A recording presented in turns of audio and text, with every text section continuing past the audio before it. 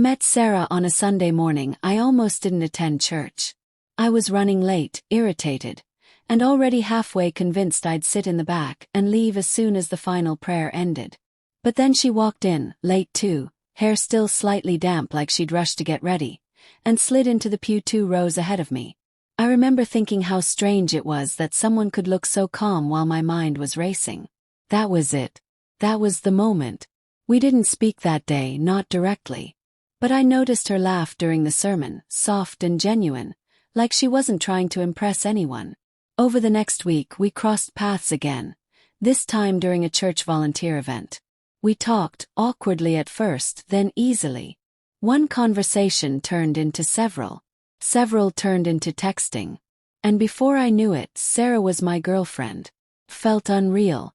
I'd admired her from a distance for a long time, always too cautious to make a move. Now suddenly we were together. 2 weeks in, everything felt light, hopeful, uncomplicated. I honestly thought I'd found someone I could build a future with. Then I met her parents.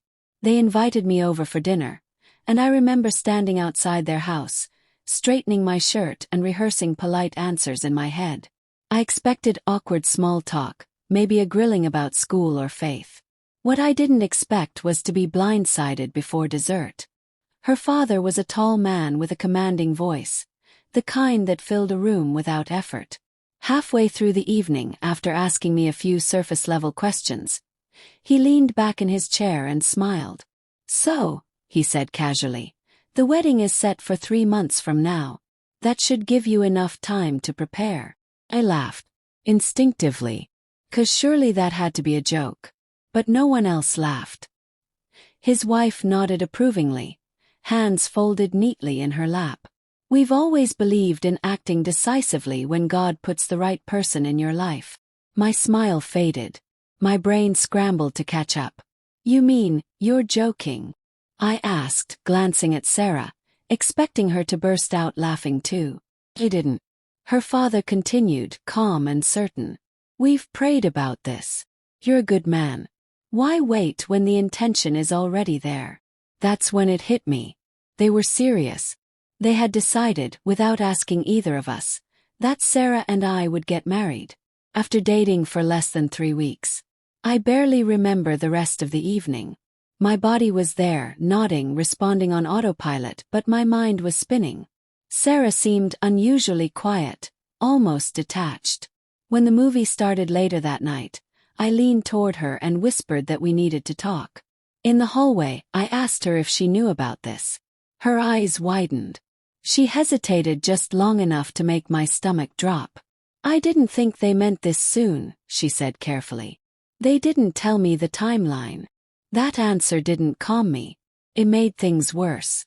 I asked if her parents had done this with anyone she'd dated before. Her tone changed immediately.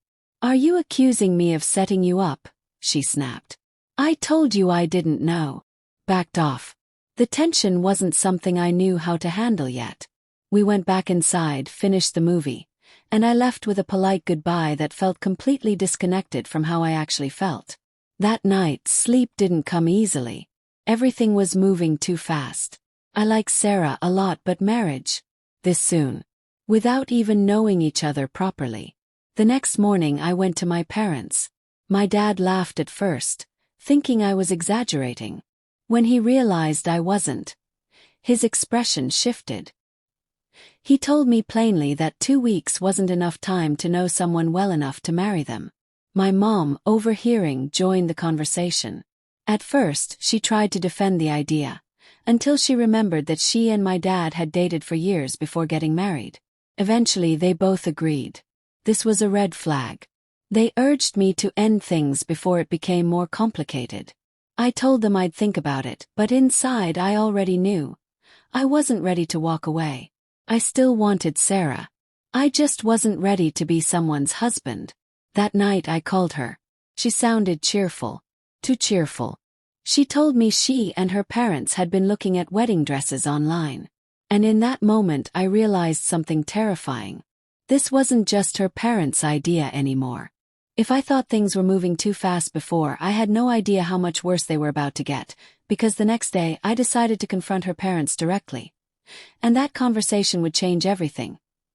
The next day, I stood in my bathroom staring at my reflection, practicing sentences I never thought I'd have to say. My palms were sweaty, my heart racing. I wasn't going over a breakup speech. I was rehearsing how to tell two adults that I wasn't ready to marry their daughter after 14 days of dating. When I finally arrived at Sarah's house, her parents greeted me warmly, almost too warmly. Her mom offered me a drink. Her dad clapped me on the shoulder and called me son, like the decision had already been made official. Sarah wasn't downstairs yet, which only made my nerves worse. I asked if I could speak with them alone while we waited. Her father smiled. Go ahead. Say what's on your mind. I started carefully. I told them how much I cared about Sarah, how much I enjoyed spending time with her, how grateful I was for their hospitality. Then I took a breath and said it. I don't feel ready for marriage yet.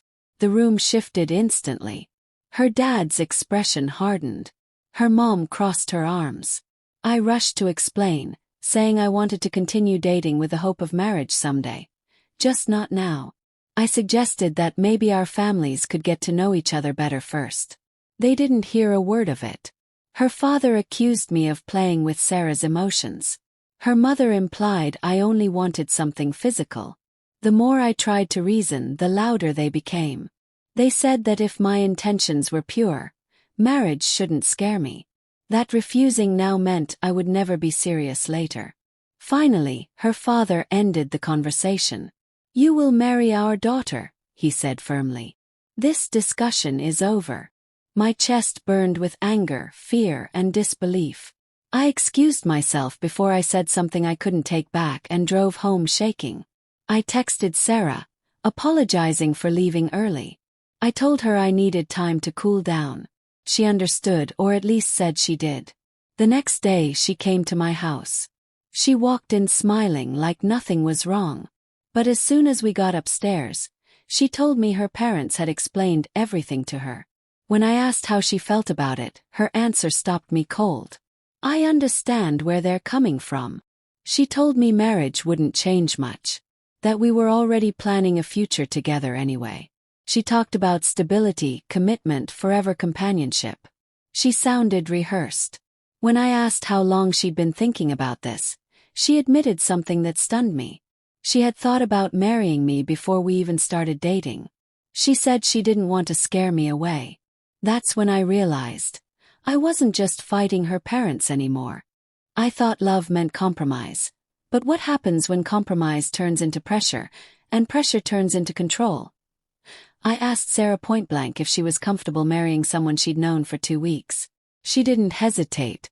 Yes. That answer broke something in me. I explained again why I wasn't ready, repeating every concern I'd already shared with her parents. She brushed them aside. She said love mattered more than timing. That fear was the enemy of faith. And suddenly I saw it clearly. This wasn't love, it was expectation. I told her I couldn't continue the relationship. She called me selfish. Said her parents were right about me. Accused me of playing games with her heart. When she stormed out, my mom walked in with freshly baked cookies and froze at the sight of my face. When I told her we were done, she dropped the tray in shock. That night Sarah called me crying. Almost caved. Almost agreed just to stop the pain. But I didn't. Over the next few weeks, Sarah kept showing up, bringing my favorite snacks, asking to hang out as friends. We'd laugh, watch movies, play board games. It felt normal again, until it was time for her to leave. Every time she asked if I'd reconsider. Every time I said no. Then her parents started coming over. They brought cakes, compliments, apologies that didn't sound like apologies. They praised my parents for raising such a good son and suggested we were ruining something beautiful. Eventually they made one last offer. Casual dating, with the understanding that marriage was inevitable. Against my better judgment I agreed. I thought setting boundaries would fix everything, but instead it only delayed the inevitable. For a while, things were perfect. Sarah and I did everything together. College applications, concerts, late-night food runs. I loved seeing her happy, and her parents seemed satisfied. As long as marriage stayed somewhere on the horizon. Her dad started calling me son again. Her mom talked about weddings, hypothetically. Then one day, Sarah tried on her mom's old wedding dress. She looked stunning. Everyone waited for my reaction. I smiled, but inside alarms were screaming. Soon after, the questions started. So, when are you thinking of proposing? That's when I realized nothing had changed. They hadn't respected my boundaries. They just waited. The pressure returned stronger than before. And this time, I knew exactly how it would end. I confronted her parents. Asked if the dress, the comments, the son talk were all part of a plan. They didn't deny it. They said timing didn't matter if the outcome was the same. That waiting years was unacceptable. That I was ungrateful. When I spoke to Sarah, she echoed every word they said. In that moment I knew. I broke up with her again, this time for good. It hurt more than the first time. We had built something real. But love shouldn't feel like a trap. Her parents didn't try again. Sarah did, through calls, messages, even explicit photos. I never gave in. I lost someone I loved. But what I gained was something I didn't expect at all. Walking away didn't feel like strength at first. Felt like loss. But over time I realized something important. Love without freedom isn't love. Commitment forced is just control dressed up as devotion. I didn't regret standing my ground. I regretted ignoring the signs earlier. Sometimes the bravest thing you can do isn't staying. It's leaving before you lose yourself. And even now I wonder, what would have happened if I'd said yes? And how many people are saying yes when they should be walking away?